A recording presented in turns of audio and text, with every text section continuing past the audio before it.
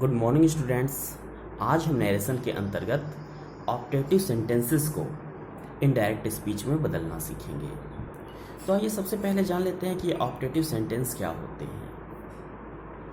The sentence which expresses a prayer, a keen wish और curse is called an optative sentence. अर्थात ऐसे वाक्य जिनसे ईश्वर से प्रार्थना, इच्छा, आकांक्षा, अभिवादन अथवा शाप का बोध हो। शाप का मतलब यहाँ पे अभिशाप से है।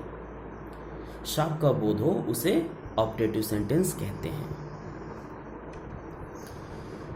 अब आइए ऑप्टेटिव सेंटेंसेस को डायरेक्ट स्पीच से इनडायरेक्ट स्पीच में कैसे बदलते हैं ये सीखते हैं।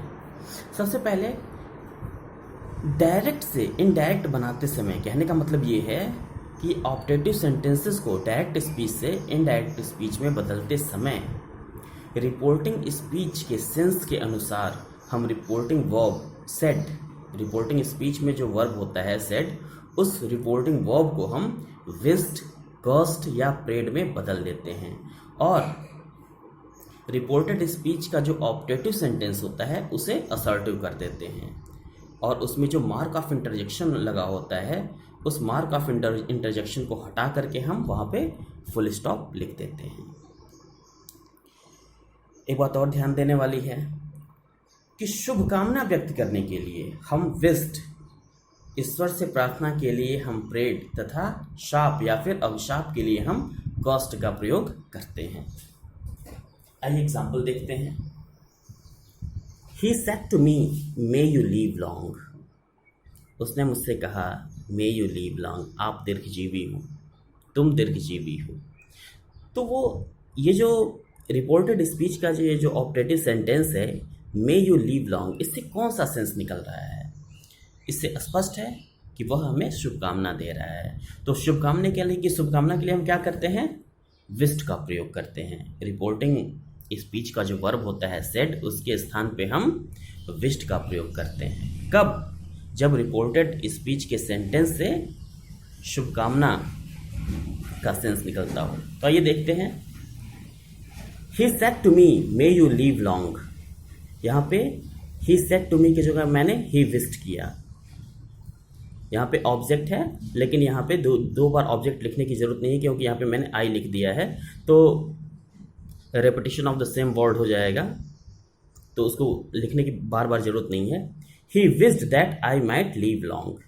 देखिए क्या हुआ, he said to me की जगह हमने क्या किया, कर दिया he wished कर दिया। उसके बाद ये जो कनेक्टिव वर्ड है दैट का हमने प्रयोग किया। उसके बाद ये जो ऑप्टेटिव सेंटेंस है इसको हमने असर्टिव में चेंज कर दिया है। यहाँ पे देखिए मे यू लीव लॉन्ग को, ये जो यू है ये सेकंड पर्सन का प्रोनाउन है, ये रिपोर्टिंग स्पीच के ऑब्जेक्ट के अनुसार यहाँ पे आई हो गया है।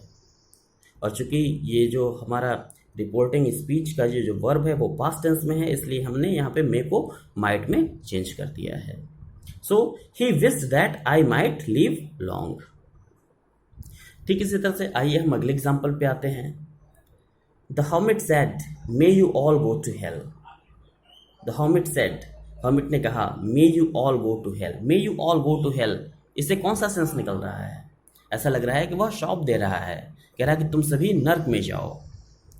तो यहाँ पे कॉस्ट का सेंस निकल रहा है, इसलिए हमने क्या किया यहाँ पे द हर्मिट कॉस्ट, यहाँ पे जो सेट था यहाँ उसकी जगह हमने यहाँ पे कॉस्ट का प्रयोग कर दिया और फिर वही कनेक्टिव वर्ड दैट का प्रयोग किया हमने, और फिर they all might go to hell. May you all go to hell, you जो है यहाँ पे सब्जेक्ट है और यहाँ पे हमने चूंकि the hermit said to them, ये थर्ड पर्सन का ऑब्जेक्ट मान लिया है प्लूरल नंबर का, इसलिए हमने यहाँ पे दे का प्रयोग किया है। The hermit caused that they all might go to hell. आइए अगले सेंटेंस की तरफ चलते हैं। He said to me, may God help you. उसने मुझसे कहा may God help you, ईश्वर तुम्हारी मदद करे। यहाँ पे ईश्वर का जिक्र है या may God help you, तो कहीं ना कहीं वो प्रार्थना कर रहा है ईश्वर से मेरे लिए। तो क्या हो जाएगा, he said to me की जगह he prayed that God might help me। देखिए यहाँ पे सेट की जगह हमने क्या किया, प्रेड का प्रयोग किया, फिर कनेक्टिव वर्ड दैट का प्रयोग किया, उसके बाद फिर हमने गॉड माइट हेल्प मी कर दिया। अब आते हैं अगले रूल की तरफ। रिपोर्टेड स्पीच में यदि गुड बाय या गुड नाइट का प्रयोग हो तो रिपोर्टिंग वर्ब सेड के स्थान पे हम बेड का प्रयोग करते हैं।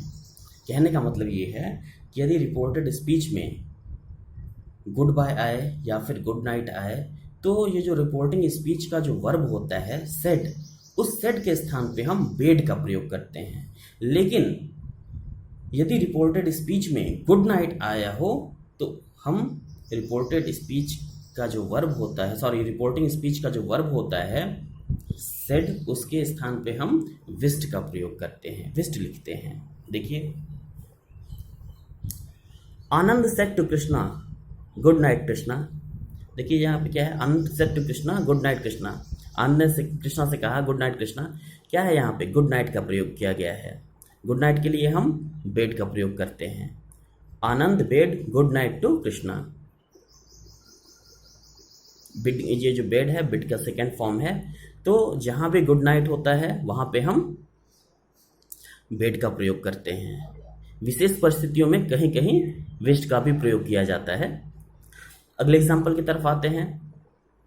He said good bye my friends, he bade good bye to his friends, और he bade his friends good bye. देखिए यहाँ भी गुड नाइट है, गुड बाय है। गुड बाय के लिए हमने बेड का प्रयोग किया है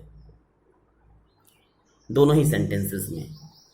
ही said good bye my friends, he bade good bye to his friends, और he bade his friends good bye.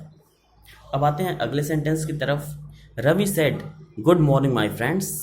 देखिए यहाँ पे अब गुड मॉर्निंग है, गुड मॉर्निंग को हमने विस्ट में चेंज किया है।